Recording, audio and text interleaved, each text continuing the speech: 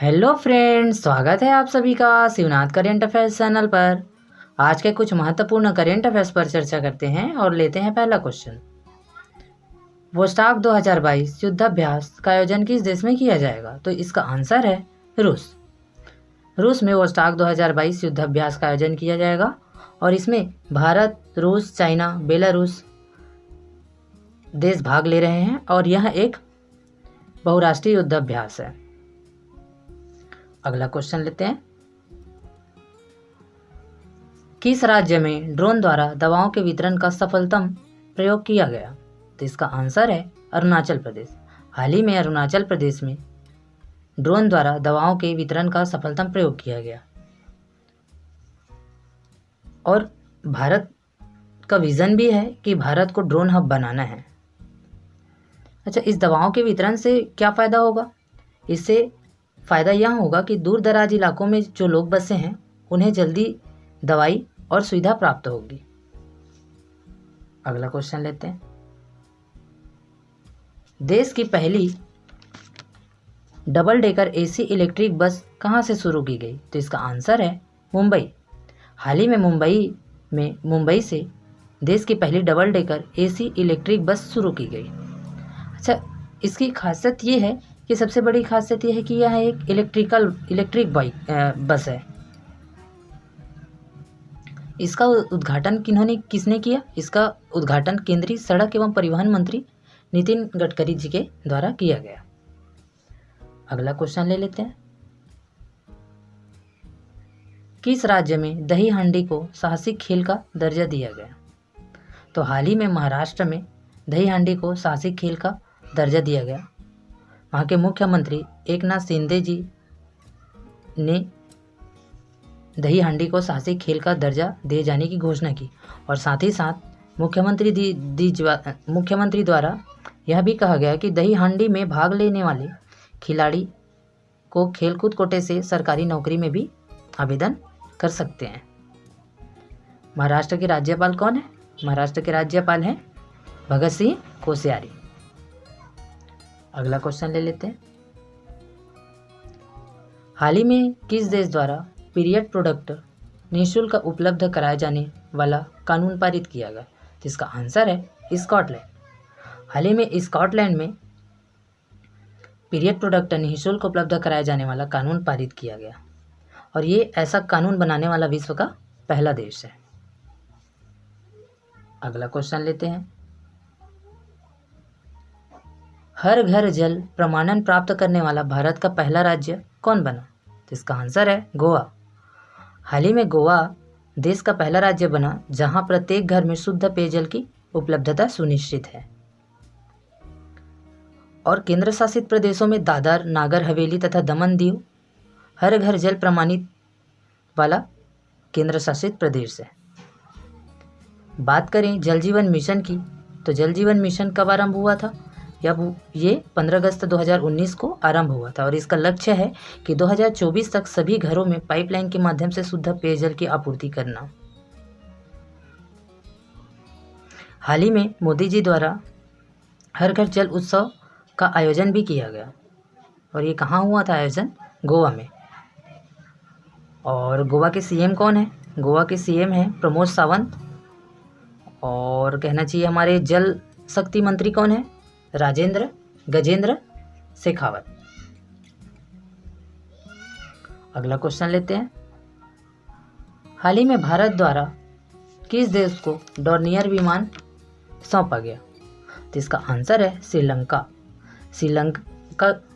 हाल ही में श्रीलंका को भारत द्वारा डोर्नियर विमान सौंपा गया है और श्रीलंका के राष्ट्रपति कौन है? श्रीलंका के राष्ट्रपति है रानिल विक्रमसिंघे। हाल ही में श्रीलंका में हम्बनटोटा बंदरगाह चर्चा में रहा और ये बंदरगाह भारत एवं चीन के बीच सामरिक महत्व रखता है। हम्बनटोटा बंदरगाह चीन और श्रीलंका की कंपनियों द्वारा बनाया गया है और श्रीलंका जो है चीन का ऋण चुका पाने में असमर्थ रहा। इसके कारण हम्बनटोटा बंदरगाह को 99 वर्ष के लिए लीज पर दिया है चाइना को। अगला क्वेश्चन लेते हैं।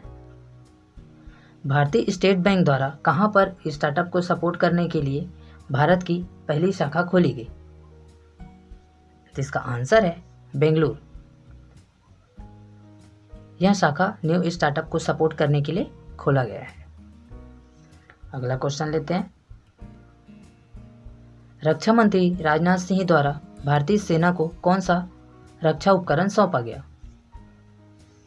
तो हाल ही में राजनाथ सिंह द्वारा निपुण एवं F-16 रक्षा उपकरण भारतीय सेना को सौंपा गया है। और निपुण क्या है? निपुण एंटी पर्सोनल माइन है। ये सभी उपकरण मेक इन इंडिया के कार्यक्रम को ध्यान में रखकर स्वदेश में ही निर्मित किए गए। इसकी खासियत यही है। और हाल ही में सरकार रक्षा क्षेत्र में आत्मनिर्भर होने के लिए भी प्रयासरत है। आप लोग को याद ही होगा कि अमेठी यूपी में राइफल AK-203 असाल्ट राइफल के निर्माण के लिए भारत और रूस के बीच में समझौता भी हुआ है। इसका निर्माण अमेठी यूपी में किया जाएगा। अगला क्वेश्चन ले लेते हैं। क्रिकेटर केविन ओ ब्रायन ने अंतर्राष्ट्रीय क्रिकेट से संन्यास लेने की घोषणा की। वह किस देश के खिलाड़ी हैं? तो इसका आंसर है आयरलैंड। केविन ओ ब्रायन आयरलैंड के खिलाड़ी हैं। अगला क्वेश्चन लेते हैं। UEFA फुटबॉल लीग में भाग लेने वाली भारत की पहली महिला फुटबॉलर कौन है? तो इसका आंसर है मनीषा कल्याण। हाल ही में मनीषा कल्याण UEFA फुटबॉल लीग में खेलने वाली भारत की पहली फुटबॉलर बनी। अगला क्वेश्चन लेते हैं। WSPS 2022 शूटिंग विश्व कप में किस भारतीय खिलाड़ी ने स्वर्ण पदक जीता? तो इसका आंसर है राहुल जाखड़। राहुल जाखड़ एक पैरा ओलंपियन खिलाड़ी हैं और इन्होंने शूटिंग विश्व कप में स्वर्ण पदक जीता। और ये शूटिंग विश्व कप कहाँ हो रहा है? ये शूटिंग विश्व कप हो रहा है दक्षिण कोरिया में। अगला क्वेश्चन लेते हैं। देश का पहला आदिवासी जिला जिसे कार्यात्मक रूप से साक्षर जिला घोषित किया गया है, तो इसका आंसर है मंडला। मंडला मध्य प्रदेश के मंडला को देश का पहला आदिवासी जिला घोषित किया गया है, जिसे कार्यात्मक रूप से साक्षर जिला घोषित किया गया है। कार्यात्मक रूप से साक्षर का अर्थ क्या है? कार्यात्मक रूप से साक्षर का अर्थ यह है कि एक व्यक्ति जब वह अपना नाम लिखने, पढ़ने तथा गिनती करने में सक्षम होता है तो उसे कार्यात्मक रूप से साक्षर माना जाता है। अगला क्वेश्चन लेते हैं। नीपाम चर्चा में रहा, यह किस क्षेत्र से संबंधित है? इसका आंसर है नीपाम। नीपाम का फुल फॉर्म देख लेते हैं। NIPAM national intellectual property awareness mission है। राष्ट्रीय बौद्धिक संपदा जागरूकता मिशन कहा जाता है। और चर्चा में क्यों है? हाल ही में इस मिशन के द्वारा 10 लाख छात्रों को बौद्धिक संपदा जागरूकता और बुनियादी प्रशिक्षण प्रदान करने का जो लक्ष्य था उसको अचीव कर लिया है। और इसका उद्देश्य क्या है? इसका उद्देश्य है कक्षा 8वीं से 12वीं के छात्रों में रचनात्मक और नवाचार की भावना पैदा करना तथा कॉलेज के छात्रों में उनकी रचनाओं को नया करना तथा उनकी रक्षा करने हेतु प्रेरित करना। अगला क्वेश्चन देख लेते हैं। 17वां प्रवासी भारतीय दिवस 2023 है, ये गलती हो गया है थोड़ा सा, 2023 का आयोजन कहाँ किया जाएगा? तो इसका आंसर है इंदौर। हाल ही में 17वां प्रवासी भारतीय दिवस 2023 का आयोजन की घोषणा की गई और ये MP के इंदौर में किया जाएगा। बात करें प्रवासी दिवस की, तो ये किसके उपलक्ष्य में मनाया जाता है? तो ये 9 जनवरी 1915 में महात्मा गांधी जी दक्षिण अफ्रीका से भारत वापस आए थे। इन्हीं की याद में प्रवासी भारतीय दिवस मनाया जाता है। और इसका उद्देश्य देखा जाए तो देश के विकास में प्रवासी भारतीय समुदाय के योगदान को चिन्हित करने के लिए प्रतिवर्ष प्रवासी भारतीय दिवस मनाया जाता है। अगला क्वेश्चन लेते हैं। एक्वा बाजार किस मंत्रालय द्वारा लॉन्च किया गया है? तो इसका आंसर है मत्स्य, पशुपालन एवं डेयरी मंत्रालय। हाल ही में मत्स्य और पशुपालन एवं डेयरी मंत्रालय द्वारा एक्वा बाजार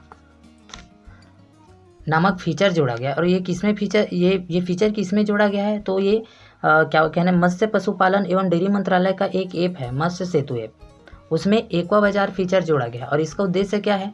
जैसे कि जलीय कृषि क्षेत्र में जितने भी किसान हैं मछली या उससे जुड़े हुए उनका अधिक से अधिक लाभ हो सके और उनको उनका हित हो सके।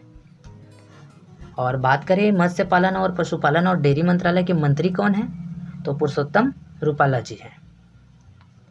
दोस्तों, हमारे चैनल को सब्सक्राइब करें, लाइक करें और अपने फ्रेंड्स के बीच में शेयर करें। और हमारे चैनल पर बने रहने के लिए आपका धन्यवाद। तो ठीक है दोस्तों, फिर मिलते हैं अगले वीडियो में ऐसे ही कुछ करेंट अफेयर्स के साथ। Thank you so much.